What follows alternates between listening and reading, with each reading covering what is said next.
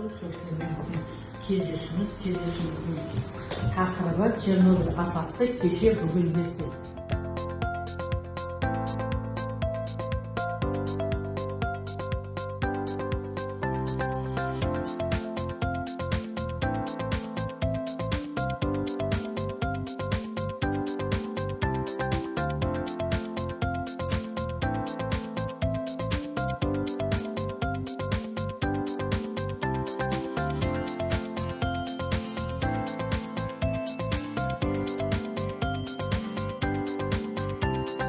Чернобыльға қатысқан үшін берген. Бірінші сынып. Бірінші аха. Мынау 35 жылдыққа берген ғой. Түсеке тұрсаңыз. Көзінде көрмейді. Мынау 35 жылдыққа берген. Мынау кейіннен Астанадан марапаттап чеестің несі. Астанадан берді. Өзі гражданский оборонымыз ғой біз.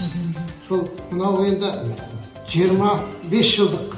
Мынау 30 жылдыққа берген. Мынау өзіміздің Талғат Бегедиев атамыздың медалі. Мынау жандағы екінші сапарға деген сол генерал.